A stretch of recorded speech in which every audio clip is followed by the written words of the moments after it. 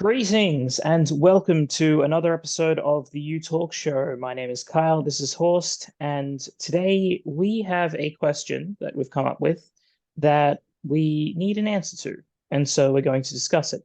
And that question is, why don't people care about politics? Now, this is a bit of a deceptive question because there are some people that care about politics, hence we wouldn't have any kind of an audience if we didn't. So I don't know. there's They you might like guys. bullying us on the internet. There is that too. Um, but with that, there is something that does come to mind though, and that's when politically minded talk about politics, essentially what we're talking about is the disinterest that is the response from most people. Most people show a complete lack of interest, and even they'll say something like, "Ah, I don't want to talk about that crap." And I have managed to actually get past this. There's a story about my uncle that I want to tell. And I think that it kind of gets in part to the crux of the issue. And so the success I had with my uncle is I really got him going about politics. We actually ended up having a very interesting conversation. But in order to get there, there was a fairly big build up. But I was just like, humor me, give me a moment. I think you'll enjoy this. And so, I spent a fair bit of time just expressing to him that I wanted to talk to him about things like nation building and ideas for the future and the potential that Australia has and what we could be, say, 10 years from now. All of the things in politics that I myself and I think Horst and everyone watching finds to be really inspiring. The kinds of things we like to talk about on this show.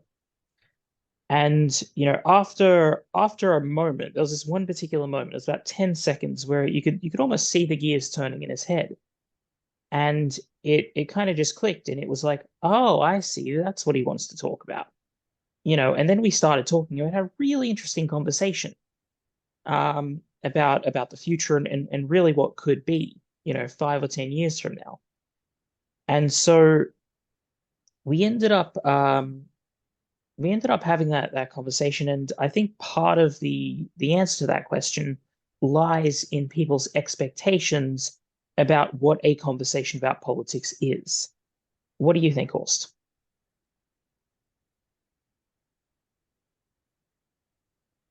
I think that's it, but not entirely. Um, one, lots of conversations about politics aren't so much cooperative as they are adversarial. Hmm. It is, I am right and you are wrong, and I want you to bow before me and accept that I am right. And that's absolutely exhausting. And we have tried to make a take of this before, which I'm going to refer back to because you all weren't there through the magic of editing.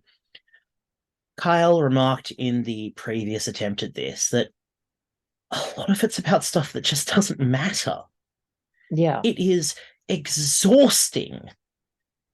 It is exhausting hearing about, oh, yet another government official being done for corruption.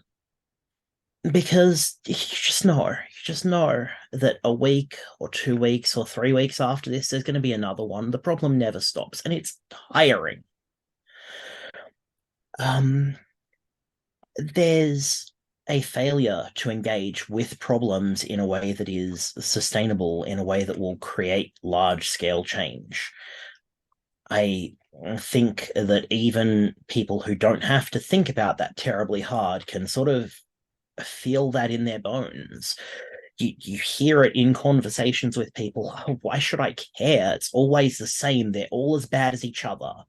Hmm. Um, And I think if I could cut in here for a second, that's also partly on what's to blame for that is in large part is the media machines hmm, that we've talked about on this show.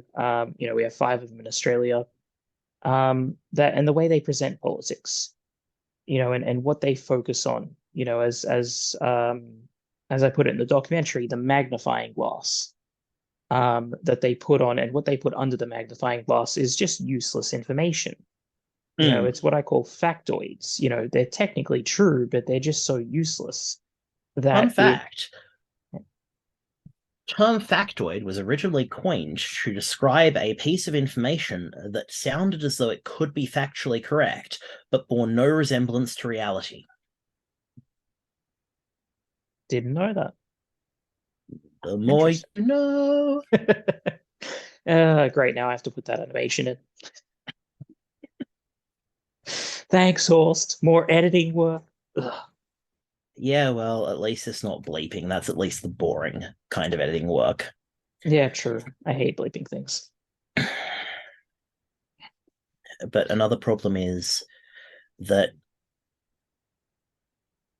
it can be exhausting in a very real way to deal with the sort of person who is driven enough to think that they can make the world better. Mm. We It's not just Kyle and I here on You Talk. I know we have an episode in the works in collaboration with Ken Enderby from Climate Action, Burwood, Canada Bay. Mm. There's a few other folks who are sort of doing things behind the scenes, some of which you'll hopefully meet in the weeks to come. But I also know, for instance, that Kyle is very, very demanding and Yeah, I can be quite overbearing at times. I'm sometimes trying honestly to needs a knock to the fix back of the that. head. Like there's It's a bit mean.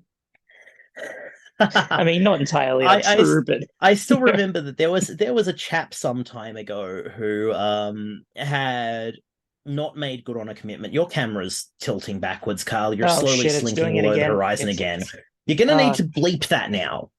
I don't need to bleep Um, it. It's fine. we had a chap who welched on a commitment in order to go to a birthday party. It didn't actually tell anyone beforehand, and Kyle's response to this, while not technically incorrect, was certainly I called it lack of integrity. and it's the sort of thing that I don't think People don't take well. I don't think anyone would like to be accused of a lack of integrity. I try to carry myself with integrity in my professional and personal life. If someone said I lacked integrity, I would really, really demand that they had something to back that up. Mm. But that relationship, I'd just like to point out, and this is really what I'm getting to, that relationship did not improve from that point, and that young man no longer works with us, and I think said some rather strong words, where a simple "I am very sorry, it won't happen again, but also I do have a life sometimes" would have sufficed. Mm. Like on both sides, things were said that have made me very, very annoyed at people for not being better at relationship repair. But the reality of the situation is that the sort of people who want to make the world better are not the sort of people who have good manners sometimes. They're not the sort of people who are the best at working with other people. And that is the I think the greatest word crime you're of looking all, for is because forceful. working together, no, it's not forceful. Forceful can be a good thing. Forceful can be a force magnifier. I'm saying that if we want to make the world better, we do need to act together. And a lot of the people who are driven to do that are really bad at that. Mm. I'm not very good at it. I've seen that Kyle can sometimes turn a situation catastrophic. Um, I'm pretty sure that every single politician out there has at least one staffer who says that they are impossible to please. It's just the way that it is, that if you believe. Yeah, I think I know where that comes from. Because people who want to change the world, they see something wrong with the world, an injustice. And And they so, don't understand how other people can't see it. yeah, yeah, you hit the nail right on the head there. I don't like, see, I've come to kind of learn recently, but at first I couldn't understand how everyone couldn't see what I see is wrong with media and politics. Like, because one, like, media reinforces what's wrong with politics because media misrepresents politics. And I'm like, how is nobody else noticing this? Am I insane?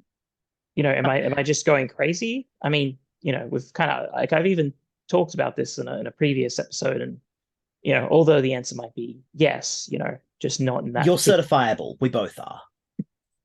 Yes. Um, but in that, it's I mean part of it is the fact that as you said earlier, people have lives. People are trying to live their lives. I was recently talking with my cousin about politics, and all he wants from the government is take care of things, but don't bother me about it. That was essentially, he said it in slightly different words, but that was his attitude towards politics is, yes, I want you to take care of things, keep it running smoothly, but just don't bother me about it. Only what I absolutely have to Mm. know. And to be honest, I'm not sure that's an unfair way of seeing it. I don't think it's particularly practical because, When we are all so busy trying to survive, it is unfair to expect us to take on the extra cognitive burden of fixing other people's screw ups. yeah, Like, we yeah, elect a government to represent us. We should not need to hound them to represent us. It's yeah. what they See, promised to do. It's the way yeah, they got their votes. If they're not doing it, we've done our part, or at least that is how it could very easily be seen. yeah. And that's the point of representative democracy is so that the average person doesn't have to deal with this stuff. They But can, also because direct democracy at the scale of our current civilization would have until very recently been impossible. true. With advances in telecommunications technology, we're seeing what were they called? Flux, I Flux. think was the Yeah, name I of was the party, thinking who Flux. I basic was thinking and the exact Senator same thing. Online, that was the other group that was looking at doing it.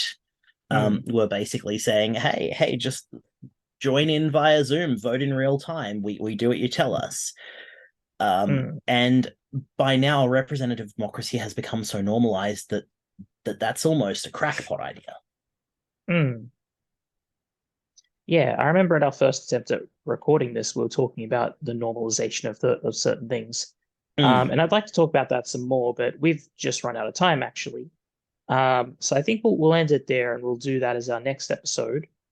Um, but I for only now, want to do Psych Week more now because some of the stuff that you've mentioned has very much played into like how do we see the world? Because like the magnification effect of media machines next doesn't week, take place in a vacuum.